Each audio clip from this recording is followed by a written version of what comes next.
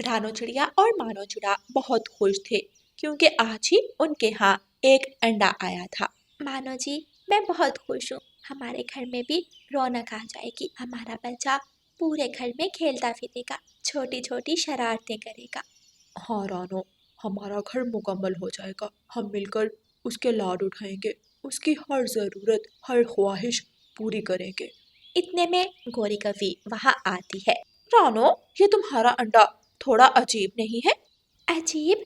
क्या मतलब गौरी बहन? बुरा मत मानना, मगर जिस तरह तुम्हारे अंडे पर काले निशान है, इस तरह के अंडे से निकलने वाले बच्चे अक्सर मनहूस होते हैं। इनके दुनिया में आते ही सब बर्बाद हो जाता है।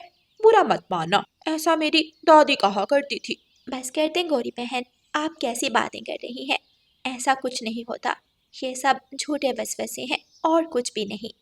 अच्छा ना मानो, मगर बड़े जो कहते हैं वो सच ही होता है। गौरी बहन, आप अभी चली जाएं यहाँ से। हम बहुत खुश हैं। हमारी खुशियाँ बर्बाद मत करें। प्लीज जाएं यहाँ से। ना मानो, जा रही हूँ मैं। इतना कहकर गौरी कवि वहाँ से चली जाती है। रानो, मैं तुम्हारे लिए भोजन लेकर आता हूँ, तुम हमारे अंडे का ख्याल रखना। ऐसे कहकर मानो चिड़ा रानो चिड़िया के लिए भोजन की खोज में निकल जाता है। मानो चिड़ा जंगल में इधर उधर उड़ता है और भोजन तलाश करने लगता है। एक जगह मानो चिड़े को अमरूद का पेड़ दिखाई देता है। मानो चिड़ा कुछ अमरूद तोड़कर टोकरी में डालता है। मानो चिड़ा घर पहुंच जाता है। रानो चिड़िया अमरूद खाती है। रानो, मैं कुछ लकड़ियाँ ले आऊँ? मानो जी, लकड़ियों का अब हम क्या करेंगे? अब मौसम बदल गया है। आप रहने दें, शाम हो गई है। आप ही आराम कर ले। रानो चिड़िया अमरूद खाने के बाद सो जाती है। रात हो जाती है। रानो चिड़िया के पेट में दर्द होने लगती है। हाय, मेरा पेट। मानो जी, मेरे पेट में बहुत दर्द हो रही है। हाय। रानो, मैं अभी डॉक्टर बुलबुल को बुला कर लाता हूँ। मानो चिड़ा जल्दी से बुलबुल डॉक्टर को बुलाने चला जाता है। मानो चिड़ा बुलबुल डॉक्टर के दरवाजे पर दस्तक देता है, मगर बुलबुल तो गहरी नींद सो रही थी। मानो चिड़ा फिर से दस्तक देता है। बुलबुल बहन, दरवाजा खोलो, दरवाजा खोलो। बुलबुल डॉक्टर दरवाजा खोलती है। आप जल्दी से मेरे साथ चले। मानो चिड़ा बुलबुल डॉक्टर को लेकर अपने घर आता है।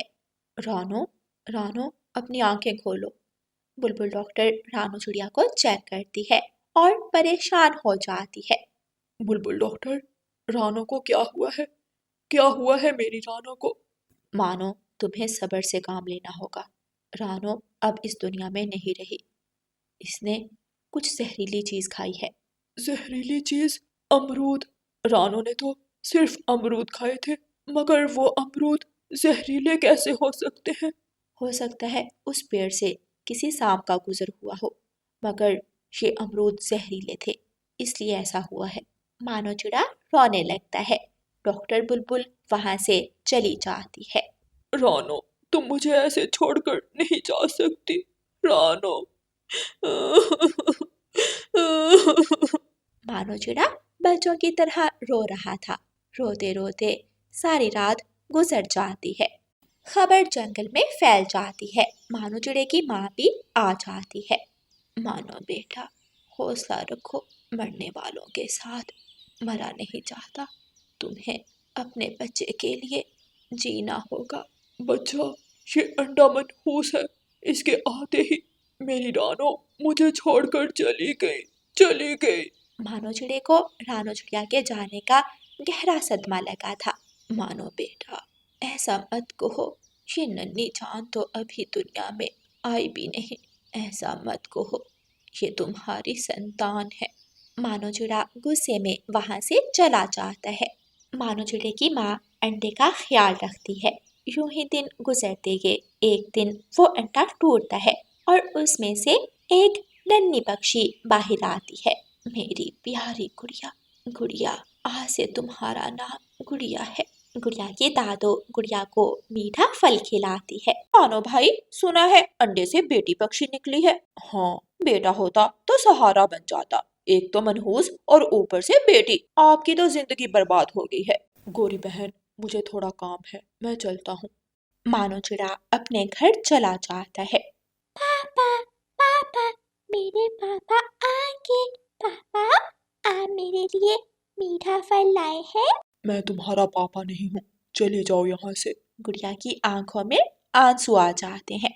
मानो बेटा, ये तुम्हारी बेटी है, तुम इसके साथ ऐसा कैसे कर सकते हो? मुझे तुमसे ये उम्मीद नहीं थी।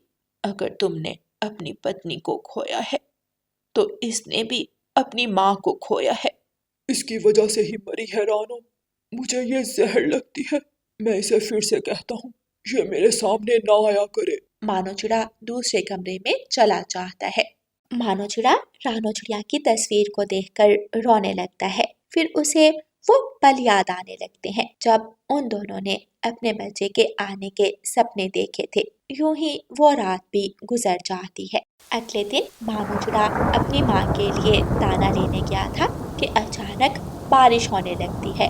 तेज बारिश की वजह से मानो चिड़ा एक पेड़ के नीचे जाकर बैठ जाता है। इतनी तेज बारिश, कुछ देर मैं यहाँ ही रुक जाता हूँ।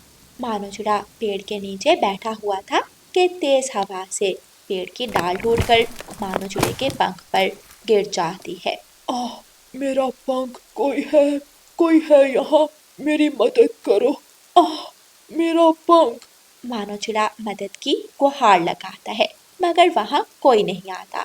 अंधेरा हो जाता है मगर बारिश मुसलसल बरस रही थी। गुड़िया, गुड़िया बेटी, तुम्हारे पापा अभी तक नहीं आए।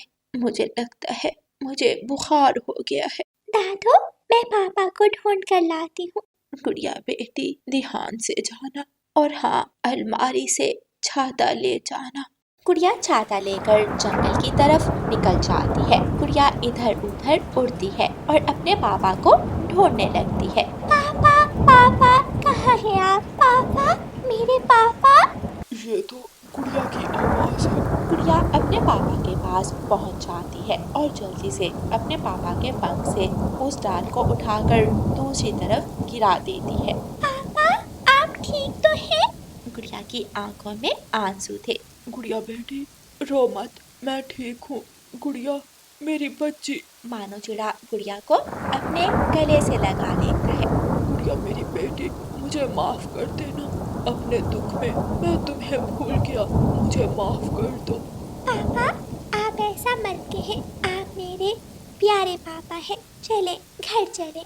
फिर गुड़िया और मानो चिड़ा अपने घर की तरफ चले जाते हैं। प्यारे दोस्तों, इस कहानी को लाइक, अपने दोस्तों के साथ शेयर और चैनल को सब्सक्राइब करना बिल्कुल मत भूलना। आपका धन्यवाद। रानो चिड़िया की ऐसी कहानियाँ सुनने के लिए YouTube सर्च बार में रानो चिड़िया की कहानी लिखें या फिर ये बटन दबाकर बोलकर कहें रानो चिड़िया की कहानी। रानो चिड़िया की ऐसी कहानियाँ सुनने के लिए YouTube सर्च बार में रानो चिड़िया की कहानी लिखें या फिर ये बटन दबाकर बोलकर कहें रानो चिड़िया की कहानी।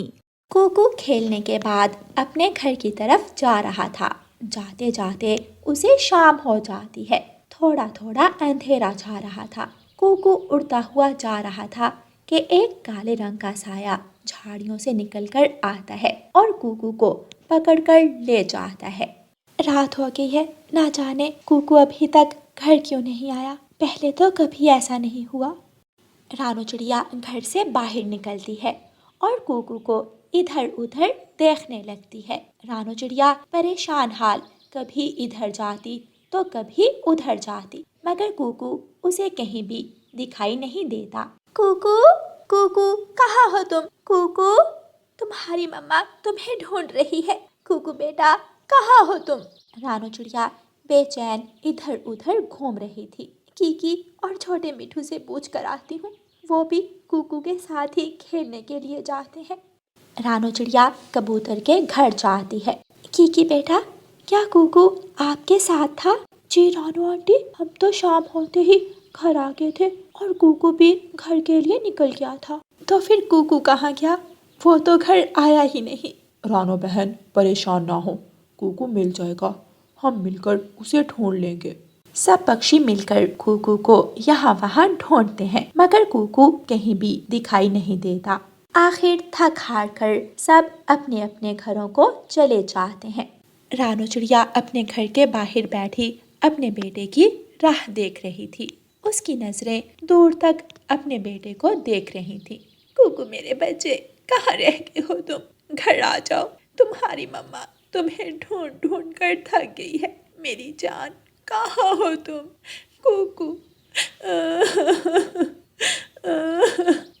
कुकू मेरे बच्चे। रानो चिड़िया सारी रात घर के बाहर बैठकर रोती रहती है। उसे तरह तरह के ख्याल सता रहे थे।